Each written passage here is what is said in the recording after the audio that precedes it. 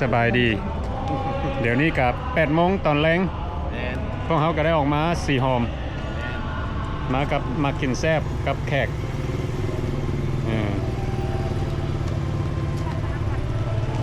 เดี๋ยวนี้พวกเขาสิพากันไปกินข้าวเนาะ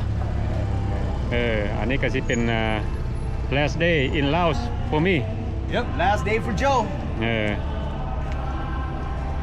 กินข้าวแล้วล่ะพวกเขาก็สิได้พากันไปวัดไต International Airport วัดไต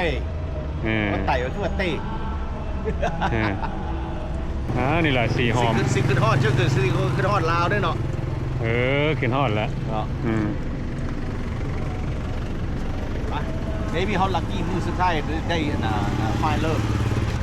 find love After 8 months Yeah Oh look at this ฮันมาซาอิซาคายาอะไรต้นมะขาม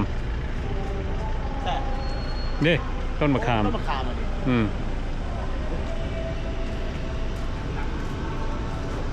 They say that's a tamarind tree Yeah นี่มะขามวะบุกนี่มันสิเด็ดเหมือนเลยเนาะตะไบอ่อนยอด Joe is leaving going home today going home going back to the States Yeah And then he gonna come back This is my home too Yeah come back home Yeah Go home come back home Yeah go home and then come back home Hey You guys over there back in the States y'all take care of my brother now you're here เขาสิไปห้านได้นี่ลาวเฟ่คาเฟ่ลาวเฟ่โอ้ลาวเฟ่คาเฟ่ว่าซั่น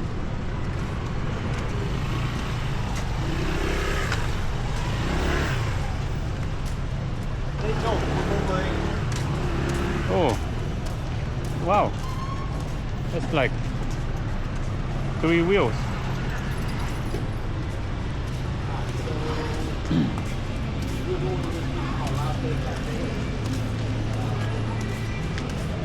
Oh, what we got here? Oh.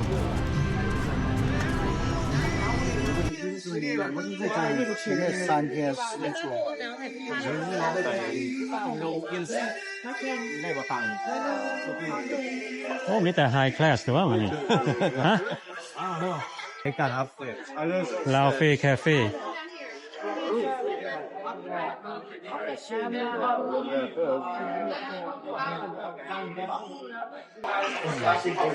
I'm probably just gonna do spaghetti or something. I don't know. I'm gonna do beer.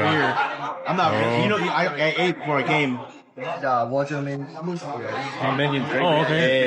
Yeah. Okay, thank you. Oh. Good service. Huh? Customer service good. Yeah, good, huh? Yeah. I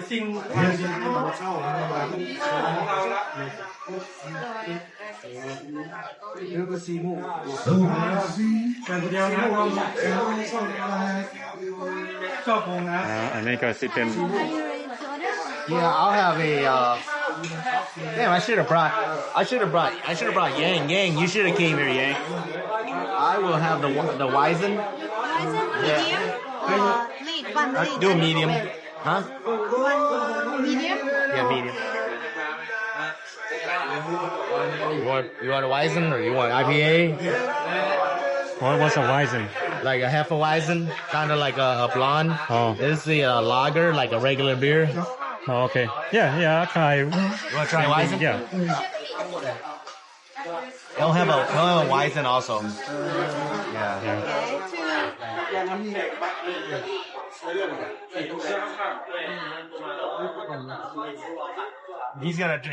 He don't drink alcohol. Would you like to have for dinner? I recommend the cucumber salad. Cucumber salad is best seller for eat with beer. Oh yeah. Is feel fresh and then spicy a little. It's not like a thumb, right? No. Okay, let's do it.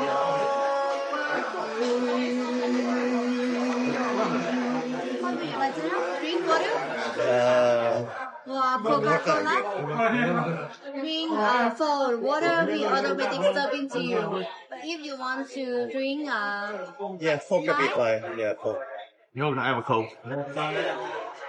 we have original and Coke Zero. Original. though. Yeah, He likes sugar. Okay.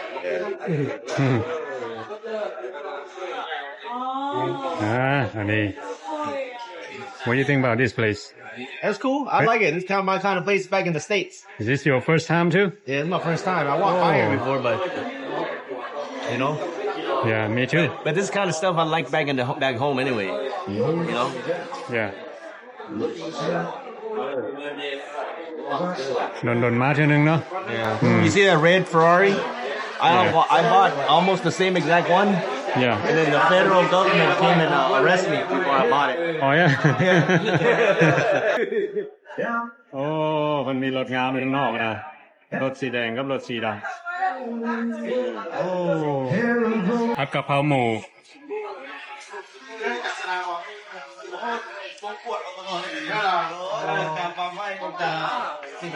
เป็นยังไงมอดสบายเนาะอยู่ลาวแขกสร้างให้ยังไงนะกินเปอร์ Yeah. โอ้เปอร์ Look good. ซีนนี่ก็คิวคัมเบอร์ซาเลด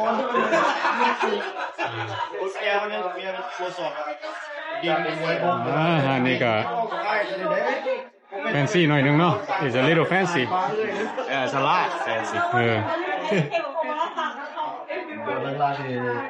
ดนๆมาเทื่อนึง Think this yours, bro. That's yours. โอ้โอเค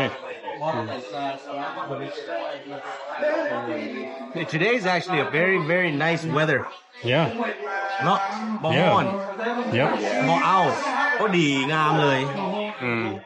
คันอยู่แบบนี้ทุกมื้อนี่โอ้ขับเลยนี่ Yeah มื้อนี้อากาศดีพวกเฮาก็ได้พากันมานั่งกินข้าวกินน้ำเนาะอยู่ห้านลาวเฟ่ craft beer coffee and draft beer Very good. Very good.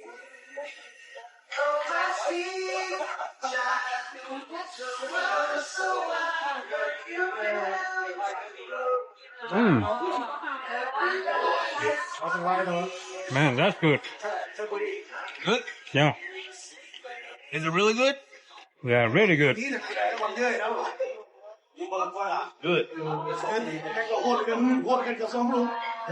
เป็นไงแซ่บบ่เฟอร์มัน Oh, yeah. Good. Wait, stop. แซ่บ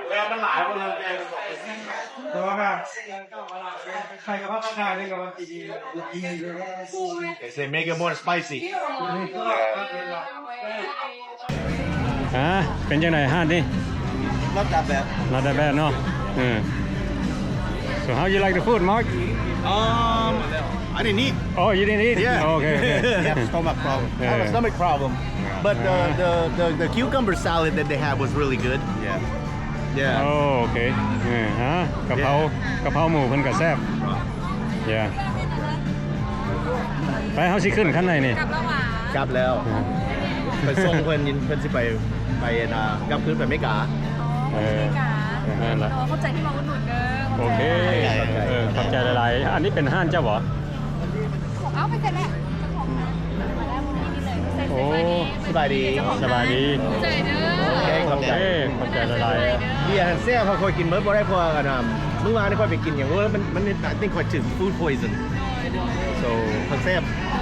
เข้าใจอะไรถ่ายคลิปเดี๋ยวจะขอที่ข่าว แล้วก็มาร์กินแซ่บกับ ไอ้อย่างไม่อย่าง มาร์กินแซ่บ I can stop. ท่าน แล้วมาร์ชื่อเขาชื่อมาร์นะฮะ นี่มีเพจที่ได้ขอนำ อันน่ะ M ขอมาอย่าเด้อ อันนี้ YouTube อ่ะ บอกเป็น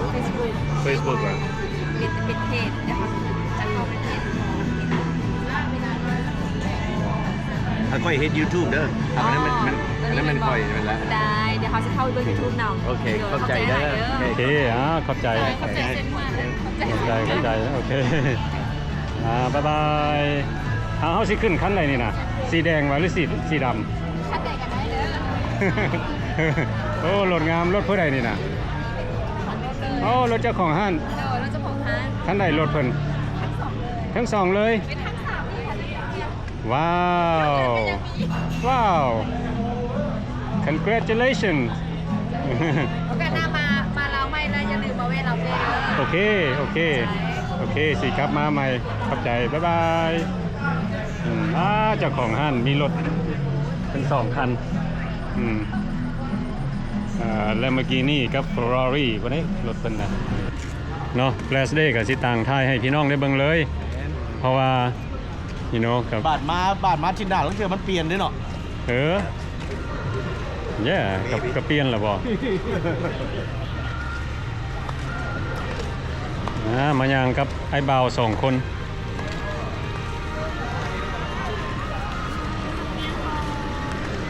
โอ้มึงตุกเป็ดนะครับ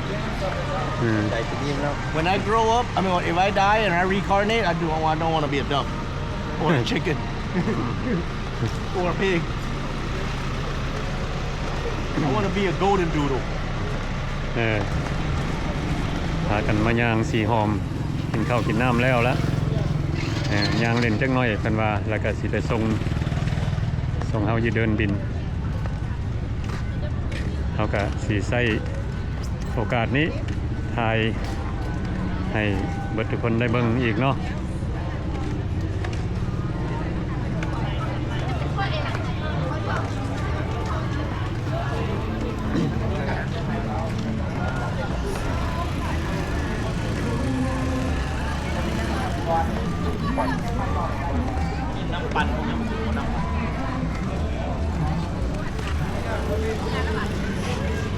ย่างไก่มาเห็ดแล้วขึ้นเป็นเนื้อแล้ว เนื้อแล้วเนาะอันนี้เป็นส่วนเยอะ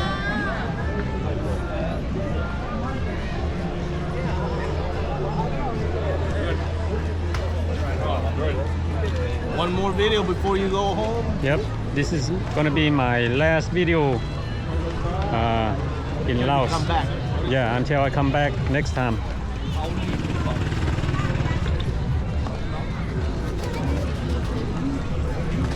มีหลายห้าน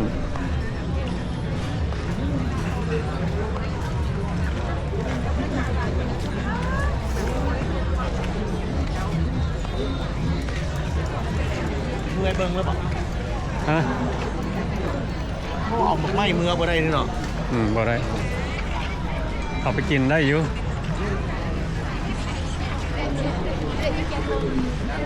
You know, I've always wanted to try this potato. Right. Potato.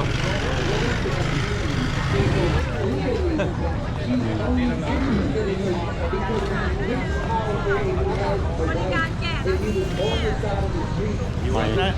ฮะ โอ้ยว่ะ ถ้าแกะไม่เป็นป้อนให้ก็ได้นะคะ เอาแม่ I don't know what she said. มันไม่ค่าขายหอย Less about man-versus entertainment. Show me the stats, culture, the culture, the culture. Just a little bit of thought. So, because you look at the rich,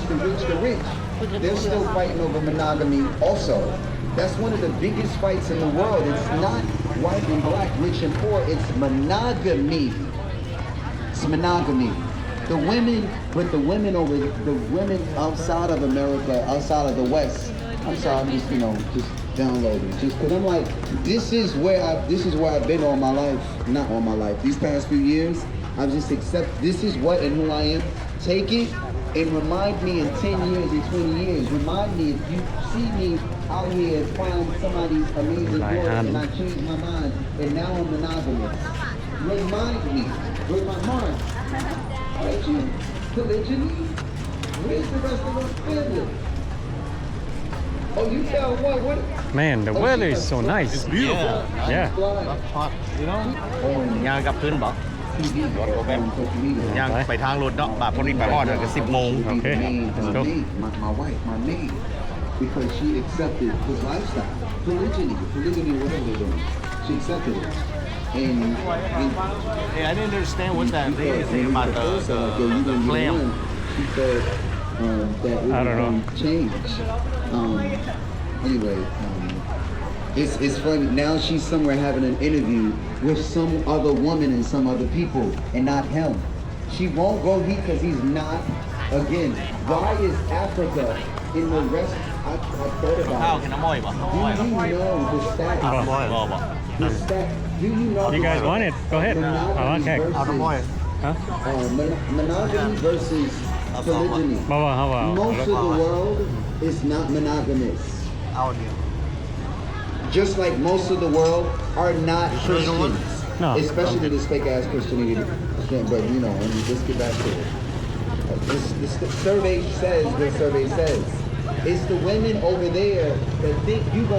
can go to Burger King, go to Burger Look at King, coconut for 10,000. or said person, that one's rotten. and have him Huh? on to Well, look yourself. like it's been rotten. I've been No, I telling had you it. for over- It's good? I had it last week. Yeah. It's 1,000 yous. It's one me. I'm supposed to just get with you, and then when I go out,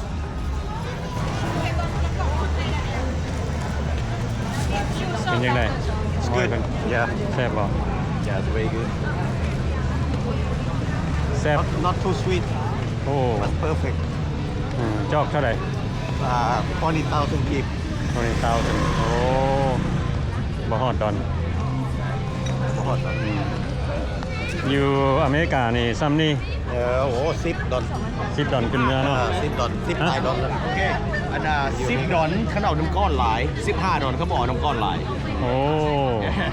มาเมาแล้วไปแล้วว่าโอ้เราไปแล้วว่าโอ้กูเสียดาย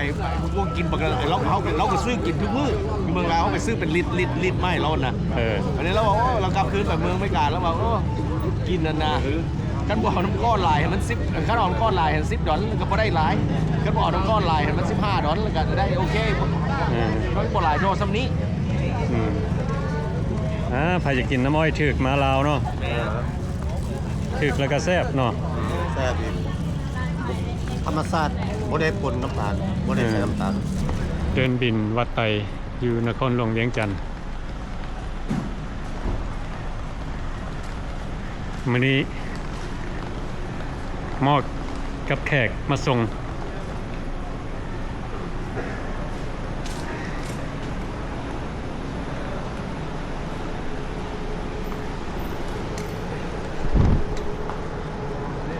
เข้ามาทางในนี่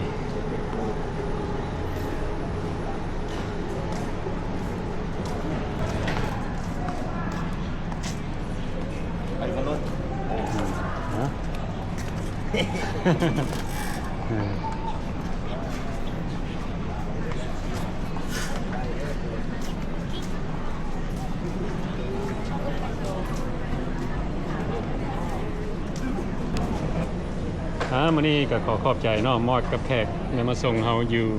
สนามบินวัดไตบ่แบบ last time เนาะมีแต่ผู้สาวมาส่งเนาะ last time เนาะอันนี้มีแต่ผู้บ่าวเนาะวันนี้มีแต่ผู้บ่าว ขอบใจอะไรมากอดเด้โอเค thank you you too thank you โอเคขอบใจหลายๆมาฮอดแล้วโทรมาหากันได้โอเคโทรมาโอเคผ่านมาฮอดสิโทรหาแล้วเฮาไปแฮงเอาท์นำกันอีกแม่นบอกแบบเมื่อฮอดไม่กล้านะก็โทรมาบอกว่าฮอดโอเคโอเค brother take care โอเคtake care thank you take it easy โอเคขอบใจเหมาะกับแขกเนาะที่ได้มาส่งเฮา I didn't know you going home today. Bố đấy mà chúng mình. Yeah. เขาจะเลี้ยวมาฮะหน้าคนอ้ายบ้านนอก Quay liêu mà. คนบ้านนอกเราดักดังคนไทยผู้เราไปเจ้า เมื่อผู้เดียวเนาะ Yeah. ว้าวจะมานี่โดนบ่ เดือนเลยเด้ เดือนนึงเนาะ Was meet up with you and Mark ก็บ่มีเวลาเพราะว่ามีนั่น Yeah Mark just left he brought me here เรามาส่งไป Yeah he just walked out the door Yeah, somebody was just asking around too at the hipster. Which job by hipster yeah. โอ้ Yeah, Tom Hardy was like. Yeah, who when you but I didn't see him today. just left ไปนั่งเล่นอยู่แล้วก็บางชั่วโมงครึ่งแล้ว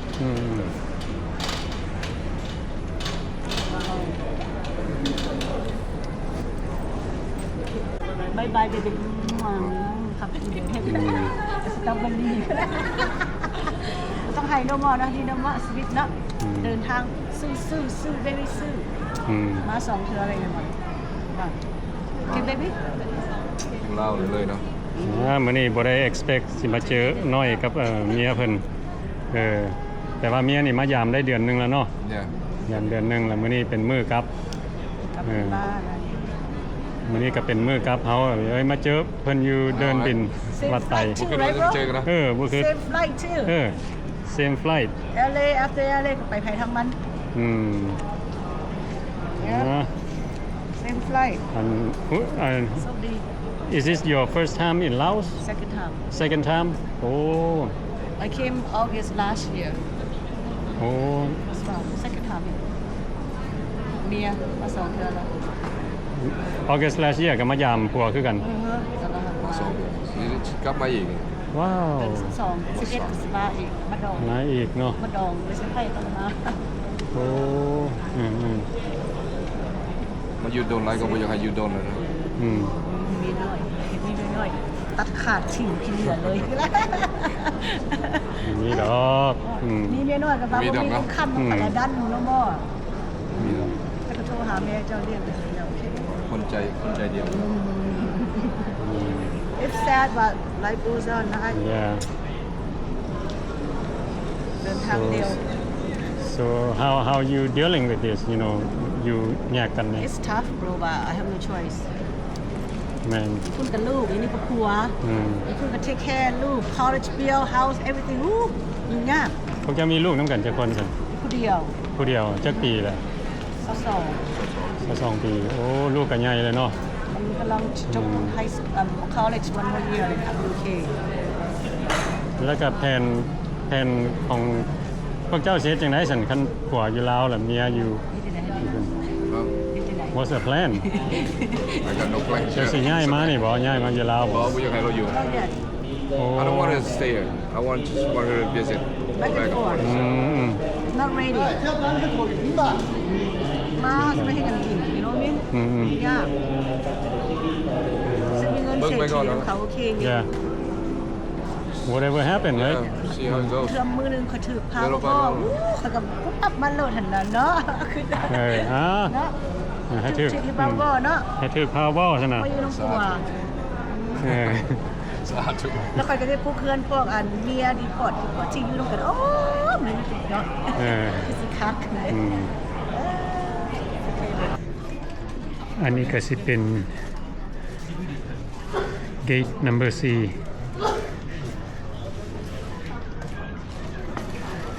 ิพากันไปเชียงไฮ้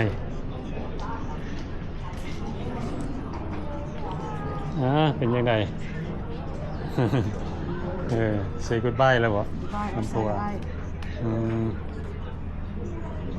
นั่งท่ายุ่นจักหน่อยเนาะยังอีกประมาณ30นาที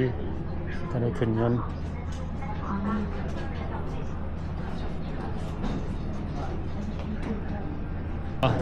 นิดผัวซื้อน้อย นิดน้อยเนาะผัวซื้อน้อยผัวเพิ่นก็มาอยู่ลาวfirst round มาอยู่แบบ no choice เนาะแล้วก็นิดนี่มายามผัวอยู่ลาวเนาะแล้วก็มื้อนี้มาอยู่ได้เดือนนึงแล้วมื้อนี้ก็สิได้กลับเมื่อRhode Island บ่กลับไปทำนาก ลับไปหาเงินหาคำแล้วก็มาใหม่เนาะ so เจ้า plan when you plan to come back again November first week of November this year โอ้เจ้าก็ตอนนั้นมาดองเลยสะพายเลยมาดองเมียไผนำเนาะแล้วก็มายามผัวเนาะสำคัญสุดก็มาหาผัวละผัวได้มาอยู่ลาวเลยเด้แล้วก็เจ้ามาสุดนี่มาอยู่เดือนนึงแล้วก็มื้อนี้ก็สิเดินทางกลับเนาะเคยถามหลายคนเนาะผู้ชายที่เขาเจ้าถูกดีโพร์ตถูกส่งมาประเทศลาวนะเนาะแล้วใครก็บ่เคยถามผู้เป็นเมียผู้หญิงเนาะอันเจ้าคิดจังได๋ you know like how do you deal with like everything It's tough, but you gotta get used to it. เนาะแม่นทับ But แท้ I'm happy that he's free. He's not locked up anymore. ๆอืม He can do what he want to do. It's โอ้ better. ๆ And Laos is not bad. อืม They're free.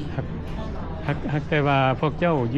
ยู่ไกลกันห่างกันนะ you know like I mean how do you deal with it you know I mean คนเคยอยู่เคยกินน้ำกันทุกมื้อเนาะ and then certainly เรามาอยู่คนละฝาก Yeah. It takes time. It's tough. But โอ้สบายดีสบายดีอ้ายจังหน่อยโอ้ เจอกัน เอา เจอกัน Facebook กัน โอ้ จะเข้าบัดต้อง ไอ้เรื่องของขอถามเพิ่นจังหน่อยก่อนมานั่งนี่ฟังสตอรี่ค่อยดี โอเคอันน่ะอันน่ะเจ้าอยู่พุ่นเนาะเราอยู่พี่มันก็สมัยนี้มันก็ดีแนวนึงเนาะเพราะว่า on WhatsApp everyday โทรหากันแนมเห็นหน้ากันได้ every morning every night โอเค โอ้ มันก็ better สมมุติเห็นกันให้ยากตัว and it's free of charge กับใครเนี่ยเสียเงินไปให้สินักเด้บ่โทรกันซุมื้อเด้ in the morning and at night โทรกันโอ้โทรหากันทุกมื้อเนาะ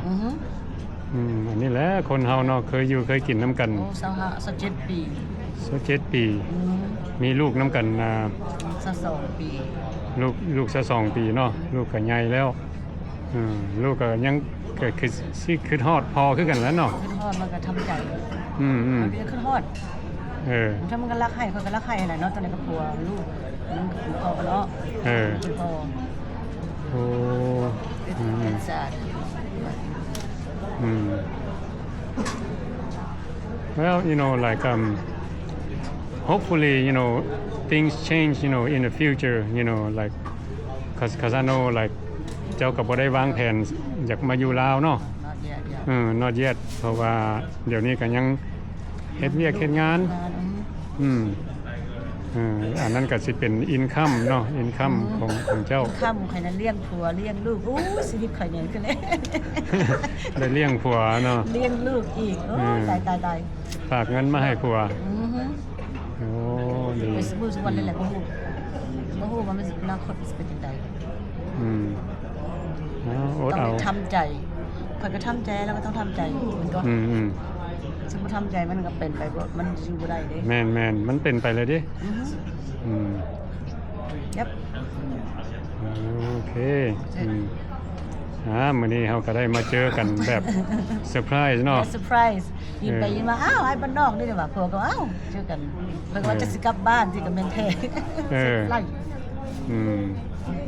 same flight too เดินทางอันน่ะไปทางเดียวกันเนาะหากแต่ว่าเฮาก็สิได้ไปแยกกันอยู่ LA แล้วก็ไป Fresno แล้วก็ไป Boston Boston แล้วก็ฮอด Boston แล้วครับกลับไปเฮ็ดเวียกเนาะกับ Monday กลับไปทำนาโอ้ทำนา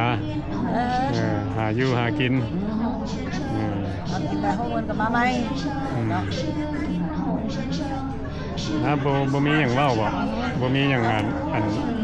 Oh, the woman, Mia, because he's strong. We got this. Keep it going, okay? เขาต้องสู้ผัวเขาโอเคสู้ก็จะรอดเนาะdon't give up ผัวก็ต้องสู้กับเมียคือกันแม่น strong แม่น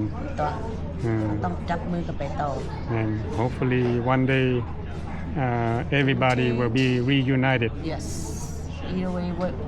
where your heart belongs to either happy in Laos happy in America whatever you do yeah right I wish I hope โอเคจังได๋เฮาก็ขอบใจนิดหลายๆเนาะเพลงกันเด้อฮับเพลงกันฮับเพลงกันโอเค thank you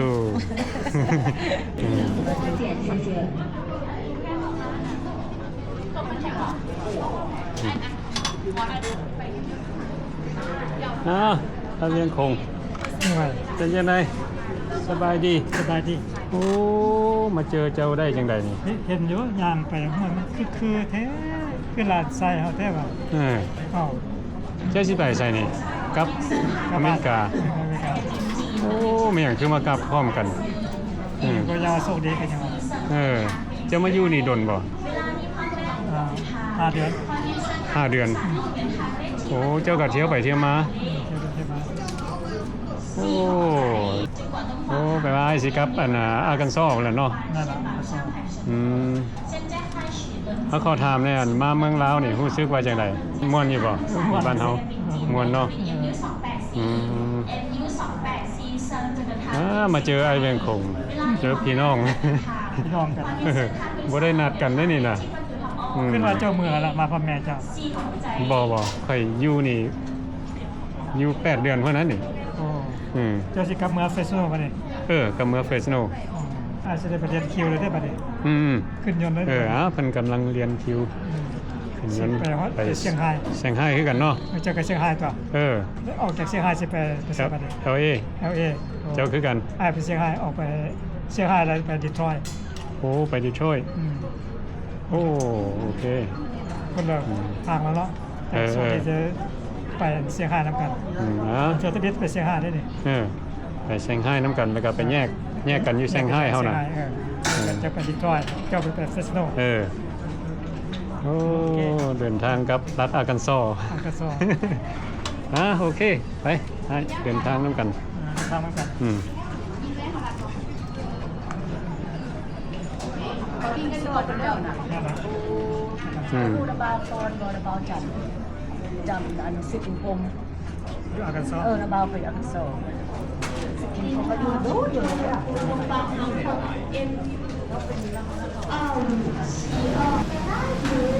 สิพากันไปขึ้นยนต์แล้วมันนี่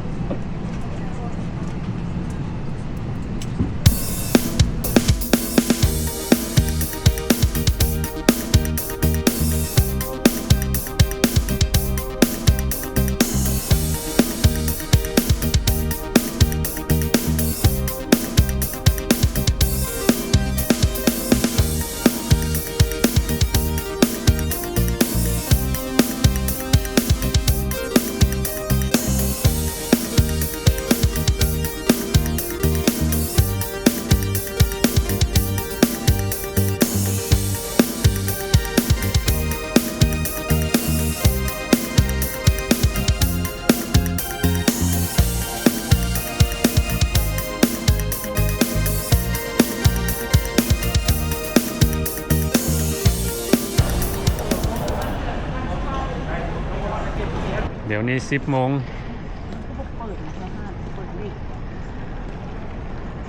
เขายังอีกประมาณ3 ชั่วโมงเนาะมีเวลาหลายอยู่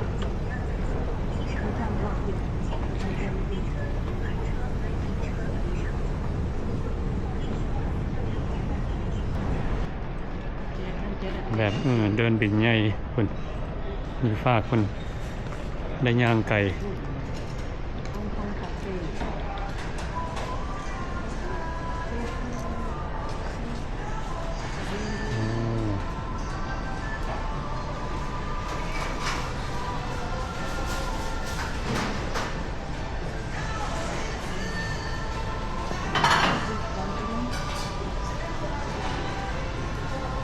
อ้อมกันบ่อ้อมตะนั้นกันบ่ แล้วมัน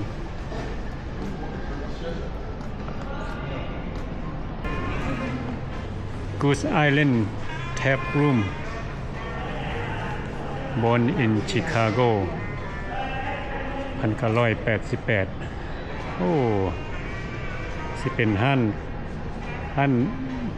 เบียร์แล้วก็ไข่เบอร์เกอร์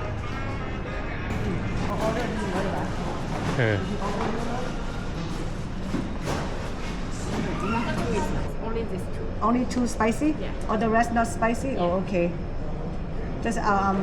give me the miso. Miso ramen set. I have this one black ramen black ramen with garlic fat เดี๋ยวนี้พวกเขาก็ได้มาแวะกินข้าวเช้าอยู่นี่สิเป็นห้านอาหารญี่ปุ่นแม่นบ่ญี่ปุ่นบ่หรือจีนเขาก็บ่แน่ใจเนาะพวกเขาก็ได้สั่งมี มิซูซุ มีซูซุปบ่แล้วก็อันนี้เป็นคิมจิเนาะแม่นบ่โอ้มานำกันเนาะ จีอันยานซีพิซซ่าเลยแล้วบวมตานี่ thank you เด้อ treat นะจะ treat ใครบ่ บ่เป็นหยังให้คนบ้านนอกทรีตไง นอก treat มีเงินจีนบ่อยากจ่าย เงินจีนเต็มถุง บ่อยากจ่าย ซิม อันนี้ก็ แซ่บบ่นี่ เป็นแต่แซ่บเว้ยโอ้นะ2ออเดอร์กับน้ำเนาะพอดีตกลงมาเป็น166มันเคยบอกว่ามันราคาบริการเท่าไหร่บอกมาเด้อสิ ผู้ใดฮู้เนี่ยว่าราคาเท่าใดนี่166นี่เพิ่นเอิ้นย้วนว่าหรือเย็น เย็นเย็น โอ้เนาะ ยวน ชิมลองมึงเราบวงอย่างมาเป็นแบบนี้ ตักนี่เลยคำนึงหมดเลย จองนี่นะมึงดูชิมมึงเนาะ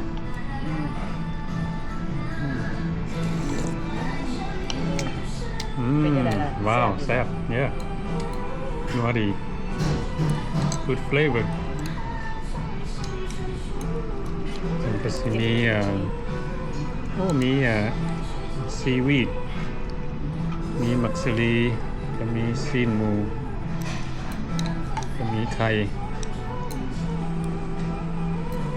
ว้าว all this for 166อันนี้สิเป็นอันนั้น what you call it ซีบิซาเลย yeah seaweed salad แล้วก็คิมจิ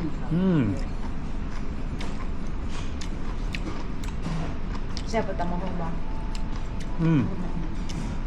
แซ่บ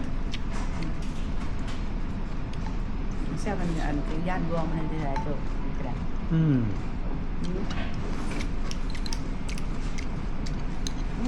ครีมมี่มันพอดีอิ่มแล้วกินเนาะเดี๋ยวดัสเซนนอนมานี่นะกินแล้วก็นอนแล้วก็ all the way ถึงแอร์เลยเนาะเดี๋ยวมึนตาหอนถึงแอร์เลยเนาะกินนี้แล้วก็ถ้ากินอาหารอยู่เทิงยนต์แล้วแบบนี้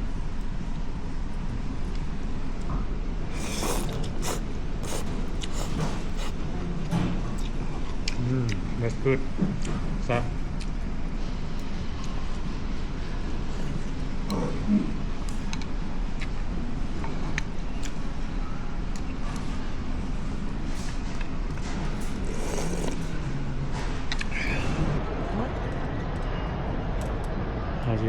เขาอยู่สั้น3แล้วทั้งลุ่มเพิ่นก็เป็นบอลเพิ่นเช็ค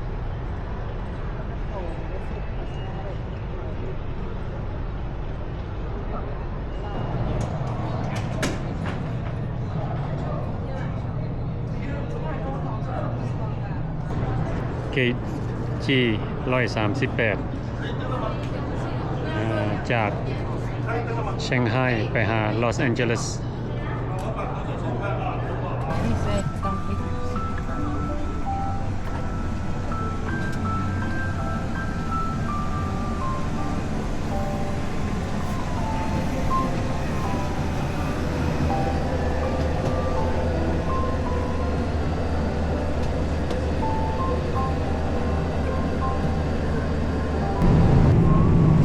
การบินก็สิใช้เวลา11ชั่วโมงเพิ่นสิเสิร์ฟอาหาร2เทื่อมีแฮมน้ำลาหมักไหม้ซีนวัวกับข้าวเจ้า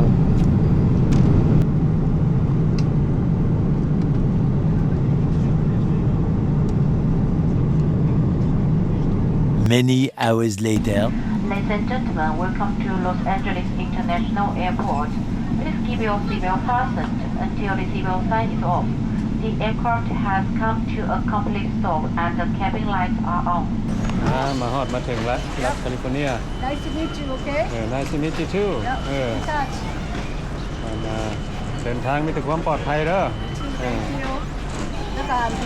จะตามนี่มาฮับเอาไว้ Yeah, ค่อยสิอยู่ LA ประมาณอาทิตย์นึง That's good. Yeah. I'll be home tonight midnight. Sunday morning ก็แล้วกัน สู่เจ้ายังอีก2ต่อบ่หรือว่า One more. One more จ้ะ โอ้ One more 5 hour flight. นั่นโดนเนาะใครนี่มันเป็น มีแต่พุ่นละ and hopefully I will see you in Laos Yes, we will see you. We will call you. in November, right? Yes. Okay. That's Yeah. why to how we're going to hang out, okay? Okay. Over there. โชคดีเด้อ Thank you. Thank you. Okay. Thank you. You get your stuff ready?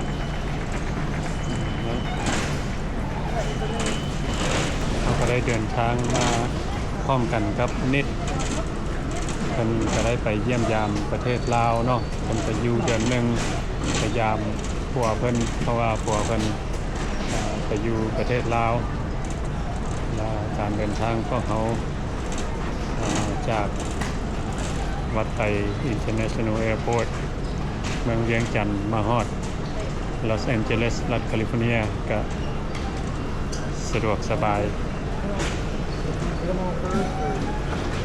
บ่มีปัญหาหยังเนาะพอเขาย่างเข้ามาเพิ่นก็บ่ได้กวดอีหยังมีแต่ย่างเข้ามาถ่ายรูปบ่ได้เลียนแถวเนาะโอเคบัดนี้เฮาก็สิท่าเอาฮีตของเฮาแล้วก็สิออกไปนอกเนาะเฮาก็สิพักเช้าอยู่เมือง LA ประมาณอาทิตย์นึงแล้วก็สิได้กลับลงไปเมือง Fresno โอเคแล้วก็เป็นจังไดก็ขอขอบใจทุกคนที่เข้ามาเบิ่งวิดีโอของเฮาเนาะ